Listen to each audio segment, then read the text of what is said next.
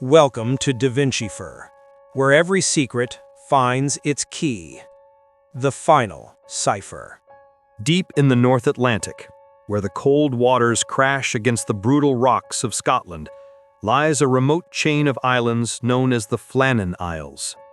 For centuries, sailors have spoken of them with a mix of fear and respect. The locals believed they were home to ancient spirits and powerful forces. But at the dawn of the 20th century, man decided to conquer this darkness.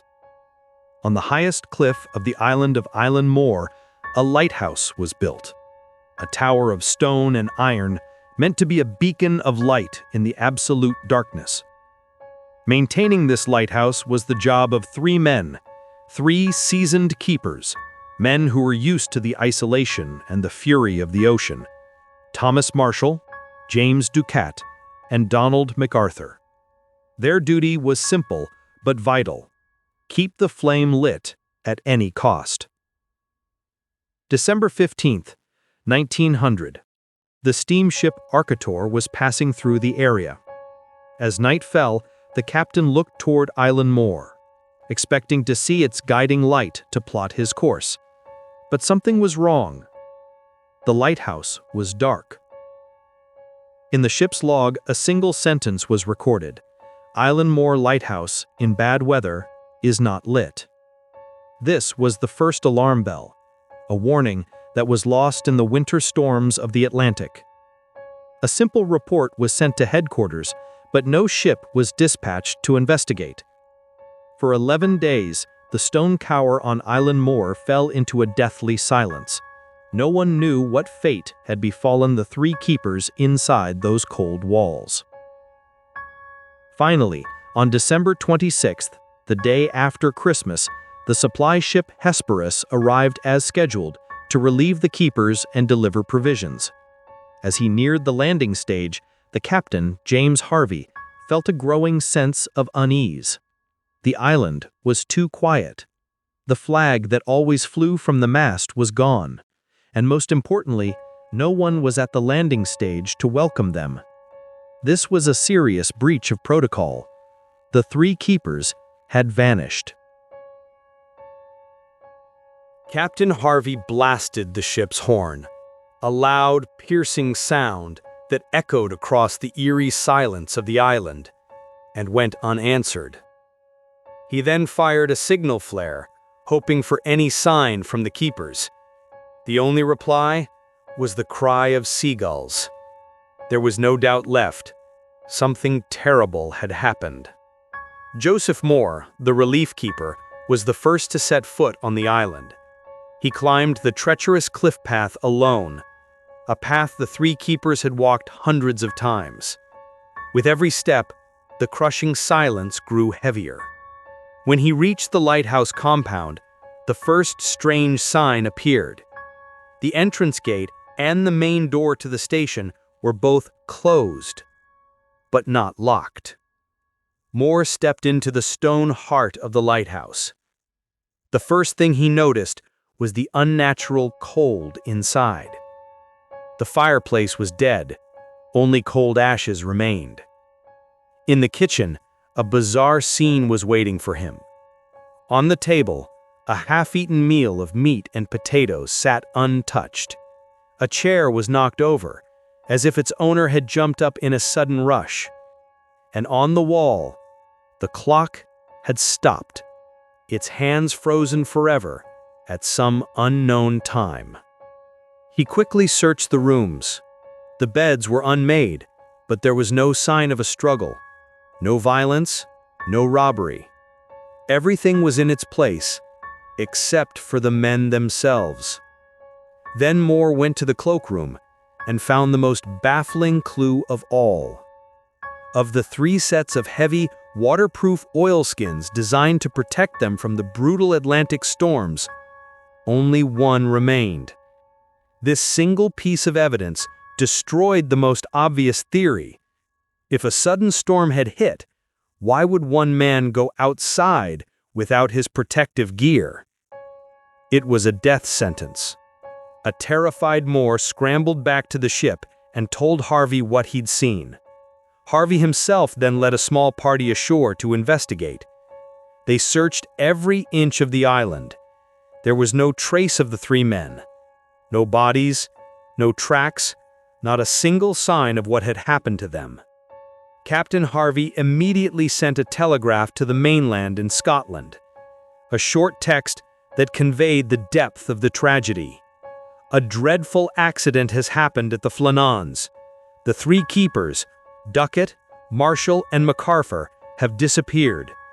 We have searched the island, no sign of them found.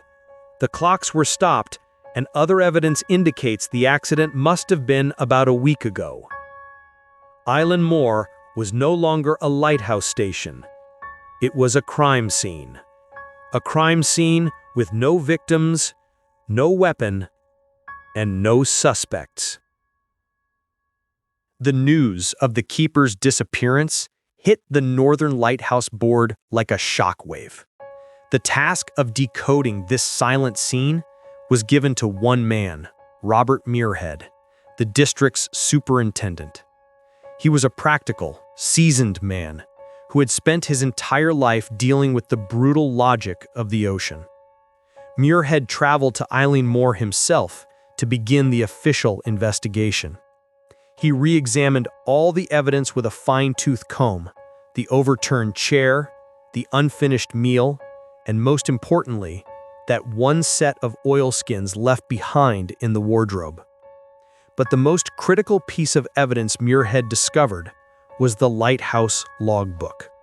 A book that was supposed to be a routine record of weather and daily activities had become the last testament of the lost men. The final entries were written by Thomas Marshall, and their contents were confusing and terrifying. In the entry for December 12th, Marshall wrote of severe winds the likes of which I have never seen. He added that James Ducat, a strong, quiet man, had become very quiet, and that Donald MacArthur, a tough old veteran, has been crying. This was a complete contradiction to the character of these men. What could possibly make a seasoned mariner cry? The next day's entry, December 13th, stated that the storm was still raging and that all three men had been praying. This, too, was highly unusual behavior for lighthouse keepers who were accustomed to violent storms. But it was the final entry, dated December 15th, that changed everything. It read, "Storm finished, sea calm. God is over all." These were the last words ever written in that logbook. Putting these clues together, Robert Muirhead reached an official conclusion. His theory was that during a lull in the storm, two of the keepers, Marshall and Ducat, went out to secure some equipment boxes on the western landing. While they were there, a massive, unexpected rogue wave, a known phenomenon in the Atlantic, crashed against the cliffs and swept them both into the sea. MacArthur, seeing this, then ran out to help them, only to be taken by the next wave. The single set of oilskins left behind was explained away by MacArthur's rush to help. He simply didn't have time to put them on. This explanation closed the case administratively, a tragic, natural accident. But the theory was riddled with holes. First, the final log entry clearly stated the storm was over and the sea was calm. So why would the keepers go to the most dangerous spot on the island to secure equipment? Second, and more importantly, the very same equipment boxes the men had supposedly died trying to save were found completely untouched in later inspections. A wave with enough force to sweep three grown men off a cliff would absolutely obliterate those wooden boxes. The official report closed the file, but it blew the mystery wide open. The logical explanation simply didn't fit the illogical facts, and it opened the door to much darker questions. If a storm didn't kill them, then what happened to the keepers of Eilean Mòr? Robert Muirhead's official explanation may have closed the case on paper, but it never convinced the public, and especially not the sailing community. The holes in his theory were so deep, they became a breeding ground for stranger and darker speculation. The story of the Eilean Mòr keepers transformed from a maritime accident into a modern legend. One of the first alternative theories was based on personal conflict. Rumors circulated that Donald MacArthur was a hot-headed man prone to violence. According to this scenario, a brutal fight broke out between the three men in the suffocating isolation of the lighthouse. Perhaps it led to the death of one or two of them, and the third man, consumed by guilt or fear of punishment, threw himself into the sea. The overturned chair in the kitchen could be evidence of a sudden brawl. But this theory couldn't explain the complete absence of bodies. The ocean is merciless, but it usually leaves some trace of its victims. Another theory pulled spies and foreign agents into the mix. At the time, political tensions were rising in Europe, and some believed a foreign ship had docked at the island, maybe to get secret intelligence or simply to extinguish a strategic navigational aid.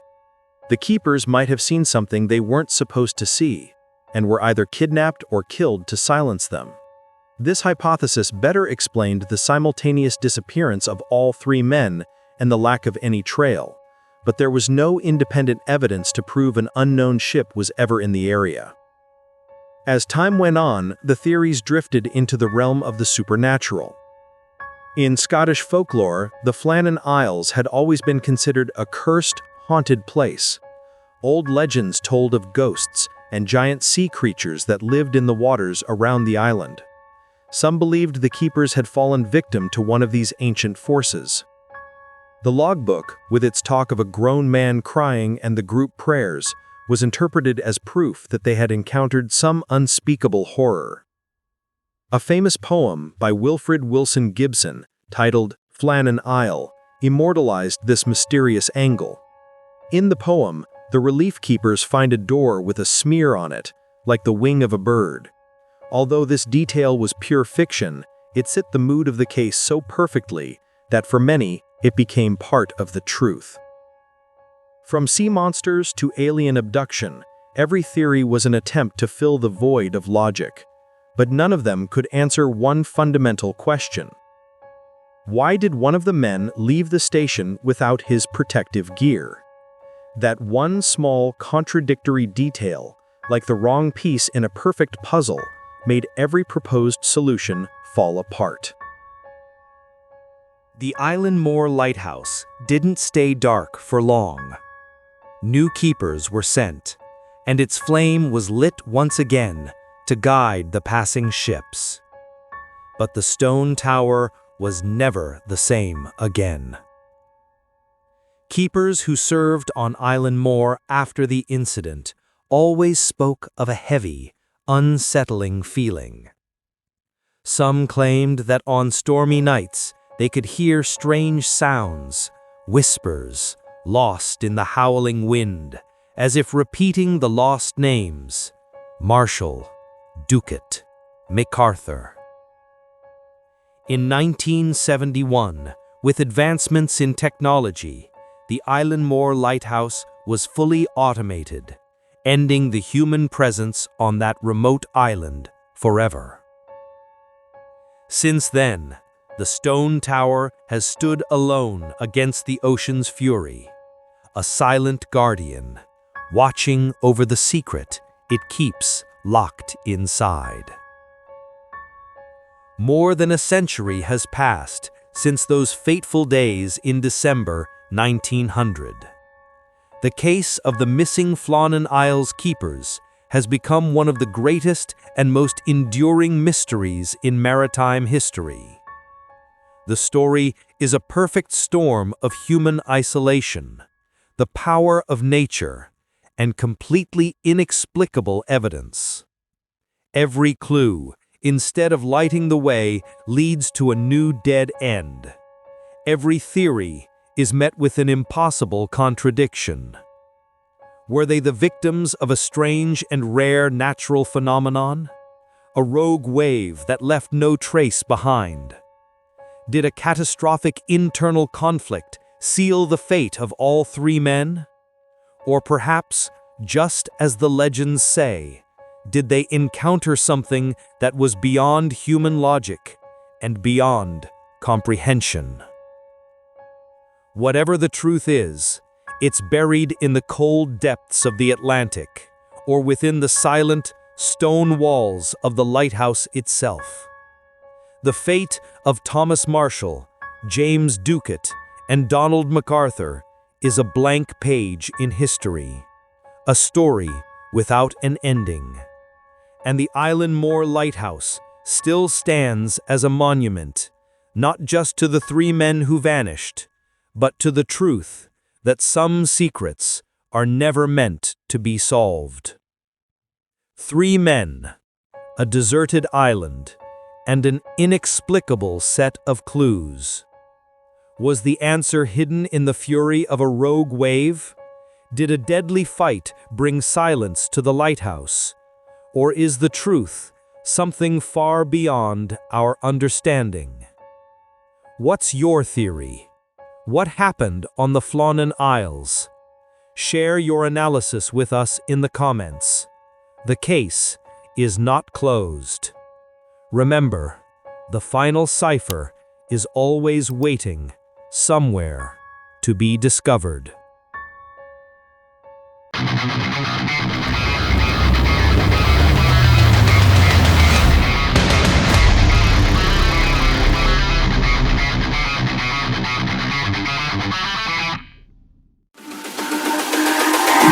It's all about humanity.